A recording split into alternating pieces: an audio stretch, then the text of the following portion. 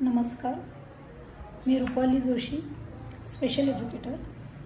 आज आपण ADHD मुलांविषयी आणि ADHD मुलांचे पॅरेंटिंग कसं असायला पाहिजे आहे, ADHD मुलांचे इश्यूज काय आहेत आणि बिहेवियर प्रॉब्लेम काय आहेत आणि त्यांच्यासाठी पॅरेंटिंग कसं असायला पाहिजे याविषयी आज आपण जाणून घेऊयात। थोडक्यात बरीचशी माहिती आपण मागे बऱ्याचशा व्हिडिओमध्ये ADHD मुलांविषयी घेतलेली आहे, परंतु पुन्हा पालकांच्या आग्रहास्तव आपण हा व्हिडिओ पुन्हा बनवत आहोत की मुलाला घरी असताना मूल कसं सांभाळायचं किंवा टीनेजमध्ये जसं जसं मूल मोठं होत जातं आहे तसे तसे मुलाचे वाढणारे प्रॉब्लेम्स जे आहेत ते पालकांना घरी असताना मूल सांभाळणं जास्त अवघड जातं आहे। त्यामुळे त्याविषयी मॅडम थोडक्यात माहिती द्या आम्हाला, त्याविषयी बोला असं आग्रह पालकांचा असल्यामुळे आपण आता हा आज व्हिडिओ बनवत आहोत। तर बऱ्याच वेळा आपण बघतो की ADHD मुलांचं बिहेवियर हे अटेन्शन सिकिंग बिहेवियर असतं।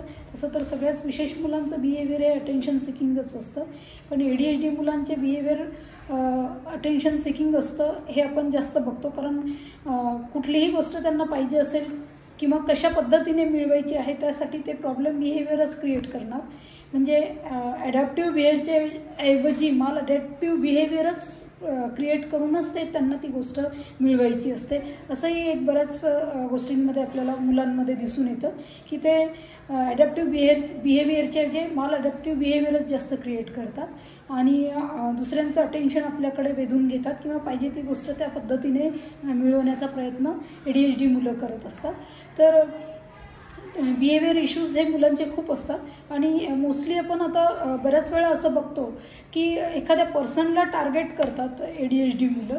जी मुलं आता आपण जसं ADHD मुलांविषयी ऐकलेलं आहे बऱ्याच वेळा की ही मनाचे राजे असतात, यांना कुणाचं बंधन चालत नाही, यांना सगळं स्वातंत्र्य हवं असतं, त्यांच्या मनाला जेव्हा येईल जी गोष्ट जशी करायची असेल त्याप्रमाणे ते मूल करण्याचा प्रयत्न करत असतं आणि तसंच मला करू द्या असा अट्टहास असतो या मुलाचा।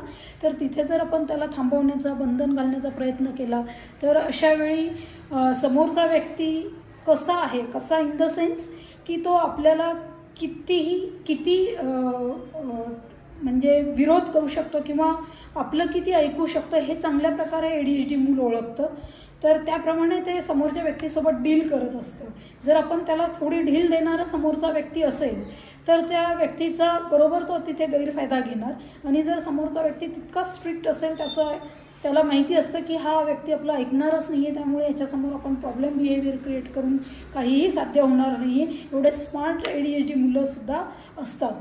ते व्यक्तीला ओळखतात की कोण व्यक्ती कसा आहे आणि त्याला त्याप्रमाणे बरोबर स्वतःच्या मनमानी किंवा पाहिजे त्या गोष्टी त्या व्यक्तीकडनं करून घेण्याचा प्रयत्न ते करत असतात। किंवा एखाद्या प्लेसला सुद्धा टार्गेट करणारे ADHD मुलं असतात। ते उदाहरण जर द्यायचं म्हटलं तर एखाद्या पर्टिक्युलर जागेवरती गेल्यानंतरच प्रॉब्लेम बिहेवियर मूल क्रिएट करणार, अदरवाईज इतर ठिकाणी असेल तर मूल बरोबर शांत असेल किंवा एखाद्या फॅमिलियर जागेसाठी सुद्धा मूल असेल तर फॅमिलियर झालेलं असेल तर तिथे चांगल्या प्रकारे बिहेव करतं, पण नवीन ठिकाणी एखाद्या कुठे गेलं तर तिथे काहीतरी प्रॉब्लेम बिहेवियर मुद्दाम मूल क्रिएट करणार। तर असं प्लेस टार्गेटेड बिहेवियर याला म्हटलं जातं। पर्सन टार्गेटेड बिहेवियर असतं, प्लेस टार्गेटेड बिहेवियर असतं मुलांमध्ये। फूड आयटमशी सुद्धा रिलेटेड असं टार्गेटेड बिहेवियर मूल करतं। एखादा पदार्थ त्याला जर खूपच आवडत असेल किंवा तो पाहिजे असेल तर त्यासाठी तो अगदी कुठल्याही लेवलला जाण्याचा प्रयत्न करतो तो पदार्थ मिळवण्यासाठी। तर हा फूड आयटम टार्गेटेड बिहेवियरसुद्धा मुलाचं आपल्याला ADHD मुलांमध्ये बऱ्याच वेळा दिसून येतं। आणि काही प्लेइंग ॲक्टिव्हिटी ज्या असतात, गेम्स असतात वगैरे किंवा मोबाईल फोन्स असतात तर त्यासाठी सुद्धा मूल प्रॉब्लेम बिहेवियर क्रिएट करतं। तर अशा पद्धतीने अनेक वेगवेगळे प्रकारचे बिहेवियरल इश्यूज ADHD मुलांमध्ये आपल्याला दिसून येतात। आपण आज आता पण फक्त ADHD मुलांविषयीच बोलणार आहोत, बाकीच्या मुलांविषयी नको बोलायला, फक्त ADHD मुलांविषयीच आज आपण माहिती घेत आहोत, त्यांचे प्रॉब्लेम बिहेवियर आणि याविषयी आपण थोडंसं गाईड करूया पालकांना। तर ADHD मुलांचा हे इश्यूज आपल्याला दिसून येतात, प्रॉब्लेम बिहेवियर असतात आणि हे इंटेन्शनली करतात मुलं। त्यांची समज चांगली असते, त्यांना बॉर्डरलाईन माइल्ड IQ असणारी मुलं जी असतात ADHD मुलं त्यांची समज प्रचंड चांगली असते तरीही ते इंटेन्शनली प्रॉब्लेम बिहेवियर क्रिएट करतात, माल अडॅप्टिव्ह बिहेवियर करतात, जेणेकरून त्यांना पाहिजे ती गोष्ट त्यांना साध्य करता येते त्या बिहेवियरमधनं. म्हणून असे प्रॉब्लेम बिहेवियर क्रिएट करण्याचा मुलं प्रयत्न करतात. परंतु पालकांना आम्ही नेहमी हेच सांगत असतो की वेळ असताच आपल्या मुलाचं डायग्नोसिस होणे, ADHD मूल आहे हे डायग्नोसिस होणे, त्यासोबत असणारी कोमॉर्बिडिटी ही सुद्धा डायग्नोसिस होणे, जसं की ऑटिझम विथ ADHD किंवा ADHD सोबत फ्रजाईल एक्स सिंड्रोम येतो. आपण कोमॉर्बिडिटीचा पण व्हिडिओ बघितलेला आहे. त्यात जर कुणी पहिल्यांदाच जर हा व्हिडिओ बघत असेल तर त्यांनी तो कोमॉर्बिडिटीचा पण व्हिडिओ बघू शकता की कुठल्या डिसॅबिलिटीसोबत अजून कुठली कोमॉर्बिडिटी येऊ शकते. तर अशा प्रकारे बॉर्डरलाईन माइल्ड ADHD मुलं जी असतात त्यांची समज प्रचंड चांगली असते आणि ते जसे जसे मोठे होत जातात, टीनेजमध्ये येतात किंवा अजून वय वाढतंय मुलांचं, तर तसे तसे प्रॉब्लेम मुलांचे जास्त वाढताना आम्हाला दिसून येत आहेत. पालकांना जास्त प्रॉब्लेम फेस करावे लागत आहेत. पालकांना दिवसेंदिवस मूल डे बाय डे मूल घरी सांभाळणं कठीण होताना दिसतंय. आणि जी मुलं टीनेजमध्ये येत आहेत, वयात आलेली जी मुलं आहेत, वयात येणारी जी मुलं आहेत, तर त्यांचा ॲग्रेशनविषयी तर आपण 2 व्हिडिओ बनवलेले आहेतच, टीनेज आणि ॲग्रेशन. ते पण बघितले नसतील तर ते पण काही पालकांनी बघून घ्यावेत.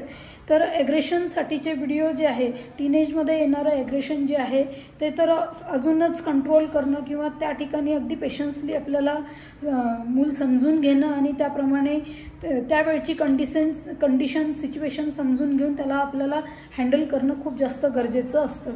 त्यावेळी आपल्याला मुलाला जास्त रागवता येत नाही, मारता येत नाही. जर आपण असं करण्याचा प्रयत्न केला तर मूल आपल्या अंगावरती जास्त पलटवार करण्याचा प्रयत्न मूल करताना दिसतं. त्यामुळे पालक म्हणून किंवा आम्हाला स्पेशल एज्युकेटर टीचर थेरपिस्ट म्हणून ज्यावेळी आम्ही मुलांसोबत डील करतो त्यावेळी आम्हालासुद्धा टीनेजमध्ये असणाऱ्या मुलांसोबत खूप पेशन्सली त्यांना समजून घेऊन त्यांचा त्यांचे मूड स्विंग्स बघून त्याप्रमाणेच आम्हाला त्यांना हँडल करावं लागतं. त्याप्रमाणेच त्यांच्या ॲक्टिव्हिटीमध्ये जर आपल्याला काही बदल करायचा आहे किंवा ॲक्टिव्हिटी आता सध्याला त्याला ही ॲक्टिव्हिटी करण्यामध्ये इंटरेस्ट नाही तर या ॲक्टिव्हिटीवरनं दुसऱ्या ॲक्टिव्हिटीवरती स्विच करायचं की जेणेकरून त्याला त्यात कम्फर्टेबल वाटेल आणि मग तो सेटल डाऊन झाला की त्याला आपल्याला दुसरी ॲक्टिव्हिटी घेऊन मग नंतर आपल्याला पाहिजे ते त्या पद्धतीने याला बिहेवियर मॉडिफिकेशन पण आम्ही म्हणतो याला, की अशा पद्धतीने त्यावेळी त्याला सेटल डाऊन आधी करायचं आणि मग नंतर त्याला आपल्याला जी पाहिजे ॲक्टिव्हिटी जी आपल्याला साध्य करायची आहे गोष्ट त्या ॲक्टिव्हिटीकडे त्याला आपल्याला न्यायचं असतं. तर अशा पद्धतीने आम्ही थेरपिस्ट असो, स्पेशल एज्युकेटर असो, मुलांवरती काम करत असतो आणि त्याप्रमाणेच आम्ही पालकांनासुद्धा गाईड करतो की तुम्हीसुद्धा घरी जेव्हा मूल हँडल करता त्यावेळी अशाच टेक्निक्सचा, वेगवेगळ्या टेक्निक्सचा इथे वापर करा. तर बऱ्याच वेळा आता अनेक वर्ष झाले या क्षेत्रात काम करतो आहोत तर असं पण दिसून येत आहे की मूल जसं जसं मोठं होत असतं किंवा टीनेजमध्ये बऱ्याच मुलांमध्ये सेन्सरी प्रोसेसिंग डिसऑर्डर आम्हाला आढळून आलेलं आहे की sensory processing disorder, sensory integration disorder हे याविषयी पण आपण व्हिडिओ बनवलेले आहेत. ते जर बघितले नसतील काही पालकांनी तर ते सुद्धा तुम्ही बघून घ्या. चॅनलला सबस्क्राईब केल्यानंतर तुम्हाला बाकी सगळेच रिलेटेड व्हिडिओ दिसून येतील. तर त्याविषयी पण तुम्ही सेन्सरी प्रोसेसिंग डिसऑर्डर काय किंवा सेन्सरी इंटिग्रेशन डिसऑर्डर काय आहे याविषयी तुम्हाला पूर्ण माहिती त्या सेन्सरीजच्या व्हिडिओजमधनं मिळेल. 2 ते 3 व्हिडिओज आपण सेन्सरीवरती बनवलेले आहेत तर ते बघून घ्या म्हणजे तुम्हाला सेन्सरी इश्यूज काय असतात हे लक्षात येईल. तर अशा पद्धतीने टीनेजमध्ये मुलांमध्ये सेन्सरी प्रोसेसिंग डिसऑर्डर झालेलं आपल्याला दिसून येतं. बऱ्याच वेळा बॉर्डरलाईन किंवा माइल्ड मूल हे बऱ्यापैकी चांगला IQ असतं मुलाचा, बऱ्याचपैकी चांगल्या गोष्टी शिकतं मूल, रीडिंग रायटिंगमध्ये असेल किंवा इतर सगळ्या गोष्टींमध्ये असेल, त्याचं सोशल डेव्हलपमेंट असेल, त्याचं पर्सनल डेव्हलपमेंट असेल, इतर सगळ्याच गोष्टींमध्ये मूल चांगल्या प्रकारे आपल्याला चांगलं डेव्हलप झालेलं दिसतं. परंतु टीनेजमध्ये आल्यानंतर हळूहळू मुलाचं ॲग्रेशन वाढतं, त्याच्या हार्मोन चेंजेसमुळे ते ॲग्रेसिव्ह होतं आणि नंतर हळूहळू त्याचा हा जो रीडिंग रायटिंग असेल किंवा त्याचं पर्सनल डेव्हलपमेंट असेल, त्याचं सोशल डेव्हलपमेंट असेल हे आपल्याला खाली खाली घसरत येताना दिसतं. त्यामुळे बऱ्याच वेळा पालक चिंतित होतात की आता कसं करायचं, मूल एवढं हुशार होतं, एवढं चांगलं होतं आणि अचानकच असं का झालं. तर त्याच्यामध्ये आम्ही पालकांना हेच सजेस्ट करतो की ही एक टेम्पररी फेज आहे.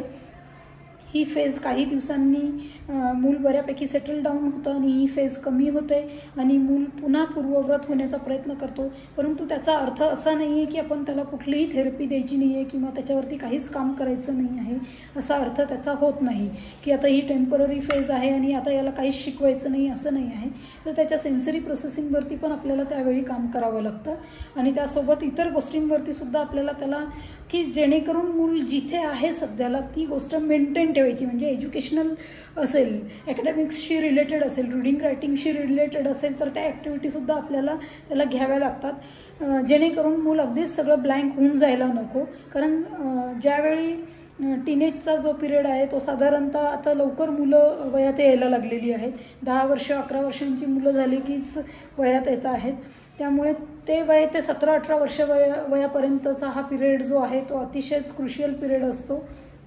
त्यामुळे या पिरियडमध्ये मूल ॲकॅडमिकली जर आपण त्याचं काहीच घेतलं नाही, त्या दृष्टीने जर आपण मुलाला काही शिकवलं नाही तर निश्चितच मूल ते विसरण्याचा प्रयत्न विसरून जाऊ शकतं. म्हणून ती जी लेवल आहे ती तिथे ॲटलिस्ट याच्याहीपेक्षा खालावू नये यासाठी मेंटेन ठेवण्यासाठी आपल्याला त्याच्या ॲकॅडमिक्सवरती पण त्या पिरियडमध्ये काम करावं लागतं. त्यासोबत आपल्याला त्याच्या ऑक्युपेशनल थेरपीवरती पण कामं करावं लागतं.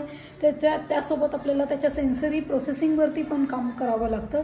तर हे आम्ही पालकांना नेहमी सांगत असतो की या गोष्टी नेहमी लक्षात ठेवायच्या असतात. प्रॉब्लेम इश्यूज जे येत आहेत पालकांना घरी सांभाळण्याचे ते पण त्याविषयीसुद्धा आम्ही गायडन्स करत असतो की घाबरून न जाता, चिंता न करता, ही फेज आहे, ही निघून जाईल, परंतु आपल्याला याच्यावरती प्रयत्न तर सगळ्याच दृष्टीने करावे लागणार आहेत आणि त्यात प्रयत्न तुमचे आणि आमचे दोघांचे पण तितकेच महत्त्वाचे असणार आहेत.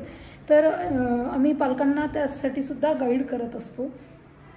तर अशा पद्धतीने टीनेजची जी फेज आहे किंवा ॲग्रेशन आहे मुलांचं आणि बाकीचे इश्यूज आहेत ते आपण अशा पद्धतीने टॅकल करतो. आणि बॉर्डरलाईन आणि माइल्ड मुलं बऱ्यापैकी त्यांना स्पीच असतं आणि समजही चांगली असते. ती मुलं बऱ्याच गोष्टी बोलतात, बऱ्याचशा समज असल्यामुळे चांगल्या प्रकारे बोलतात. म्हणून समाजामध्ये तर बऱ्याच वेळा समाजामध्ये मूल जेव्हा बाहेर पडतं तर त्यांना वाटतं मुलाला तर सगळं समजतं आहे, मूल तर सगळं बोलतं आहे, मग मूल असं वर्तन का करतं. पण त्याचं एज ॲप्रोप्रिएट बिहेवियर नाही आहे हे आपल्या लक्षात येत नाही की म्हणजे त्याचं जे बिहेवियर आहे ते समाजामध्ये बाहेर पडल्यानंतर त्याच्या वयाला साजेसं असं वर्तन नसतं. त्यामुळे ते मूल हायलाईट होतं की अरे हे मूल काहीतरी वेगळं आहे, याची समज तर चांगली आहे. बऱ्याच वेळा नातेवाईक असतील किंवा इतर सगळे असतील किंवा बाहेर पडल्यानंतर बाकीचे लोक पण बघतात मुलाला बोलताना की हा मूल बोलताना तर चांगलं बोलतं आहे, त्याला समजतं सगळं आहे, परंतु वर्तन असं का करतं आहे. तर स्पेशल चाइल्ड किंवा ADHD असल्यामुळे ती जी फेज आहे त्याची सेन्सरी प्रोसेसिंग डिसऑर्डरची, त्यावेळी त्या फेजमध्ये ते न ऐकण्याच्या कंडिशनमध्ये असतं. त्यामुळे मूल असं वर्तन करत असतं आणि नंतर जेव्हा ती एक फेज निघून जाते, तो एक काळ जातो, त्यावेळी मूल बऱ्यापैकी सेटल डाऊन होतं आणि बऱ्याच वेळा पूर्वव्रत होण्याचा प्रयत्न मूल करतं. त्यामुळे पालकांनी घाबरून न जाता त्याच्यावरती फक्त प्रयत्न आपले चालू ठेवायचे आहेत आणि त्यातनं गिवअप आपल्याला करायचं नाही, आता काहीच होणार नाही आहे असा विचार न करता आमच्या संपर्कामध्ये यायचं. स्पेशल एज्युकेटर असतील किंवा इतर थेरपिस्ट असतील ते तुम्हाला योग्य गायडन्स त्या ठिकाणी करतील. बऱ्याच वेळा असं पण दिसून येतं की जेव्हा टीनेजमध्ये मूल येतं त्याचं अग्रेशन जेव्हा वाढलेलं असतं तर त्यावेळी काही मुलांमध्ये आम्हाला मेंटल इलनेसचा पण भाग दिसून येतो.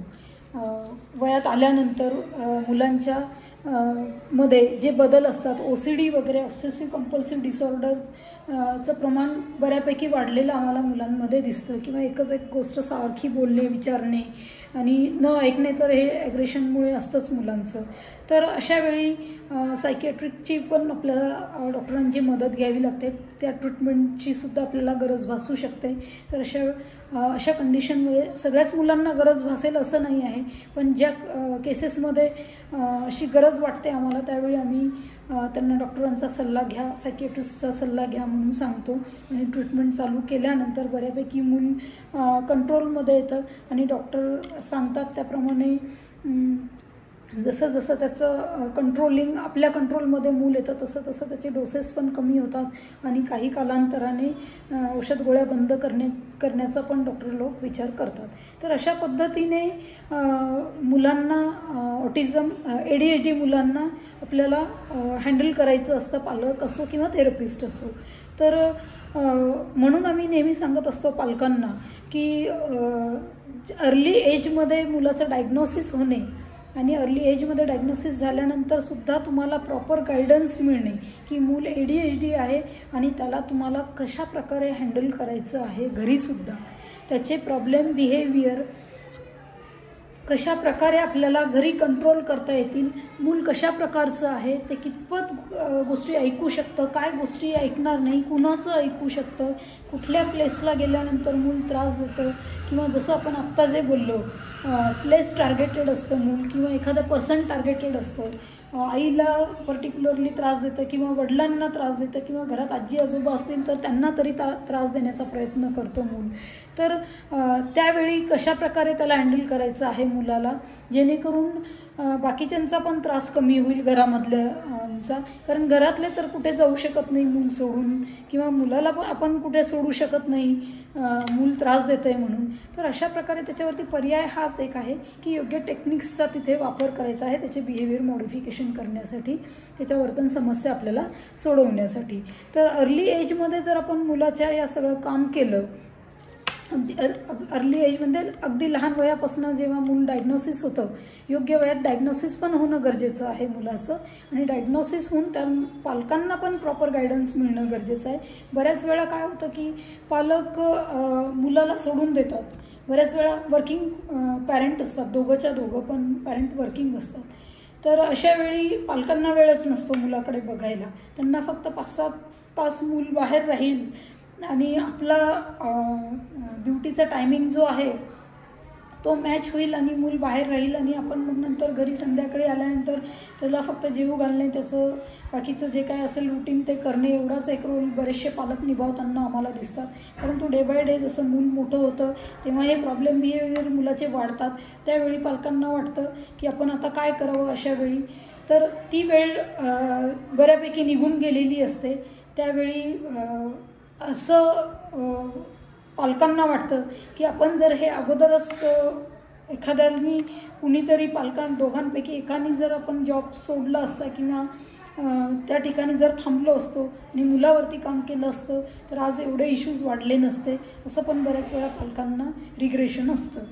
तर त्यामुळे असं नंतर पश्चाताप करण्यापेक्षा योग्य वेळी आम्ही गाईड करतो त्यावेळी थोडं सिरियसली घेऊन जर आपण या गोष्टी केल्या, आपण आज ना उद्या पैसे कमवू शकतो पण गेलेली वेळ आपल्याला पुन्हा येत नाही.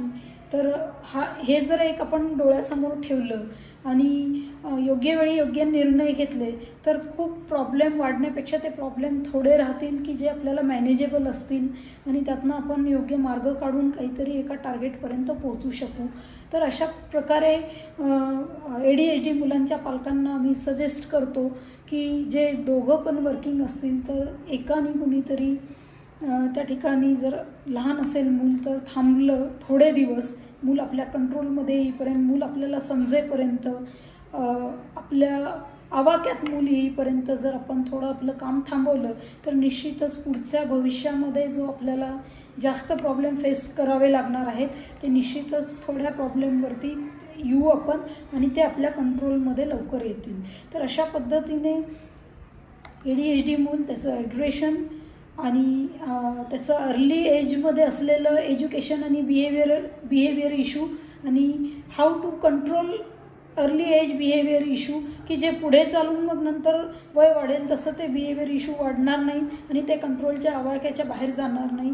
म्हणून अर्ली एजमध्येच ते आपण जर कंट्रोल केले आणि घरामध्ये फॅमिलीमधनं कुणाचं तरी मूल कुणाच्या तरी ऐकण्यात असणे हे पण गरजेचं आहे. अदरवाईज मग तुम्ही मूल ते लहान असू देत, मोठं असू देत, टीनेजमधलं असू देत किंवा अजून मोठं असू देत, ते कंट्रोल तुम्हाला करता येणं शक्य नाही. अशा वेळी पालकांना काही पालक अक्षरशः डिप्रेशनमध्ये जातात की आम्ही आता हे मूल घरी सांभाळू शकत नाही, आता याच्यासाठी काय करावं, हॉस्टेलला ठेवावं की काय करावं. आणि अशा केसेसमध्ये बऱ्याच वेळा असं पण होतं की मूल ADLE पण ट्रेन नसतं, ॲक्टिव्हिटी ऑफ डेली लिव्हिंगमध्ये, की जे वर्किंग पॅरेंट असतात त्यांना या गोष्टी काहीच माहिती नसतात की त्याचं पर्सनल डेव्हलपमेंट काय आहे, त्याचं सोशल डेव्हलपमेंट काय आहे, त्याचं ॲकॅडमिक डेव्हलपमेंट काय आहे, त्याचं रिक्रिएशनल डेव्हलपमेंट काय आहे, त्याचं प्रॉब्लेम बिहेवियर काय आहे, ते कंट्रोल कसे करायचे, त्याचं सेन्सरी प्रोसेसिंग डिसऑर्डर काय, त्याचे सेन्सरी इश्यूज काय आहेत. तर या गोष्टीविषयी वर्किंग पॅरेंट जे आहेत दोघंच्या दोघं ते अगदीच अननोन असतात. त्यामुळे नंतर जेव्हा प्रॉब्लेम वाढतात त्यावेळी पालकांना या गोष्टी कुठेतरी जाणवतात की आपण कमी पडलो. तर अशी वेळ आपल्यावरती येऊ नये म्हणून जी लहान मुलांची पालक जर हा व्हिडिओ बघत असतील तर त्यांनी ही गोष्ट वेळीच लक्षात घ्या की लहान वयामध्ये मुलाला आपल्याला कंट्रोल कसं करायचं आहे याचं गायडन्स तुम्हाला स्पेशल एज्युकेटर असतील किंवा इतर थेरपिस्ट असतील हे चांगल्या प्रकारे करतील. तर त्यांची मदत घेणं गरजेचं आहे. मूल तुम्ही सामान्य शाळेत पाठवा. त्यासोबत मी वारंवार सांगत असते की मुलांना स्पेशल ट्रेनिंगची पण मदत घ्या, जेणेकरून हे जे प्रॉब्लेम आहेत हे आपल्या आवाक्यात राहतील, आपल्या कंट्रोलमध्ये राहतील आणि पुढे चालून हे प्रॉब्लेम कमी राहतील आणि आपण लवकर ते कंट्रोलमध्ये करू शकू. तर अशा पद्धतीने आज आपण ADHD मूल आणि त्यांचं पॅरेंटिंग कसं असायला पाहिजे किंवा पॅरेंटला आपण काय सजेस्ट करायला पाहिजे ॲज अ थेरपिस्ट म्हणून, तर याविषयी बोललेलो आहोत. ADHD मुलांचे इश्यूज काय आहेत आणि त्याच्यावरती सजेशन पालकांसाठी काय आहे याविषयी आज आपण बोललो. जर तुम्हाला काही जे लोक पहिल्यांदा हा व्हिडिओ बघत असतील तर तुम्हाला जर काही प्रश्न असतील तर तुम्ही प्रश्न विचारू शकता, मेसेज बॉक्समध्ये टाकूनसुद्धा विचारू शकता किंवा फोनवरती कॉन्टॅक्ट करूनसुद्धा आमच्याशी फोनवरतीसुद्धा कॉन्टॅक्ट करू शकता. आमचा नंबर आहे 9970598429 9970598429. या नंबरवरती तुम्ही आमच्याशी संपर्क करू शकता.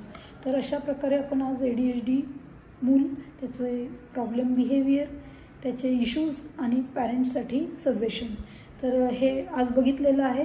चॅनलला लाईक आणि सबस्क्राईब करायला विसरू नका, जेणेकरून बाकीचे जे मागे व्हिडिओ अपलोड केलेले आहेत ते पण बघायला होतील आपल्याला. आणि इथे थांबूयात. तोपर्यंत धन्यवाद.